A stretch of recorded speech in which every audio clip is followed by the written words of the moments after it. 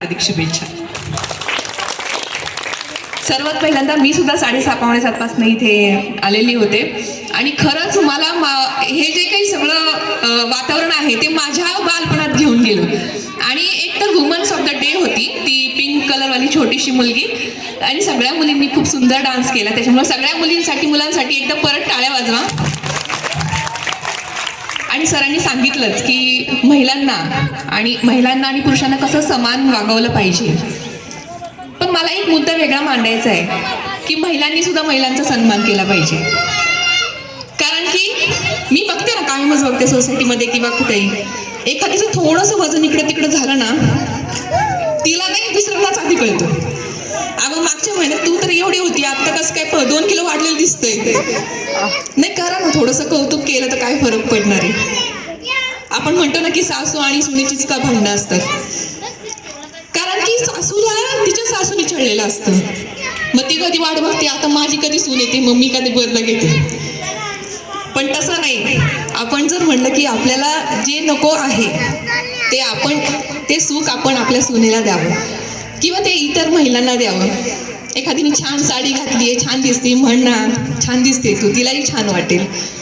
आणि तिचा मुळात म्हणजे तिचा जो काही कॉन्फिडन्स आहे तो वाढतो. म्हणून महिलांचा ड्रॉबॅक काय की महिलांनाच कळत नाही की आपल्यामध्ये किती पॉवर आहे. आपण पुरुषांनाही नमवू शकतो, तर महिलांमध्ये किती पॉवर आहे. आपण जन्म देऊ शकतो, आपल्याला गर्भाची पिशवी आहे, बरोबर ना. आपण जसं माती तशीच आपण म्हणतो ना स्त्री आहे.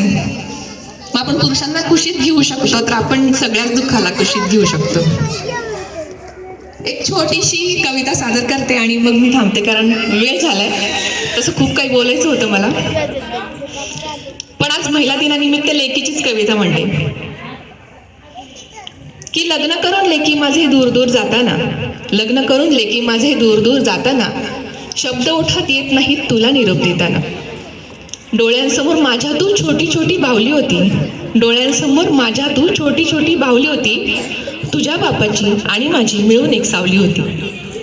सावली आता चालली आहे तिचा संसार मांडायला, सावली आता चालली आहे तिचा संसार मांडायला, सासर आणि माहेर यातले धागे दोरे बांधायला.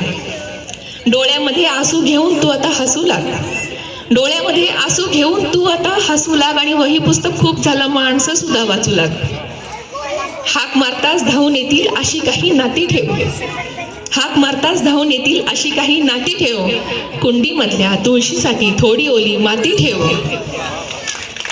आणि मोठं मोठं झाल्यासारखं तुला आत्ता वाटू दे, मोठं मोठं झाल्यासारखं तुला आत्ता वाटू दे, थोड्या कडू थोड्या गोड आठवणींना साठू दे. मग त्याच कामी येतात ग, दुसरं काही येत नाही, सोनं नाणं पैसा अडका सोबत कोणी नेत नाही. मग आई म्हणते की एकटं वाटलं कधी तुझा पदर फाडून बघ, खूप चांगलं वाटतं ग असं सुद्धा जगायला, जगामधलं सगळं सुख घरात मिळतं बघायला, जगामधलं सगळं सुख घरात मिळतं बघायला. धन्यवाद.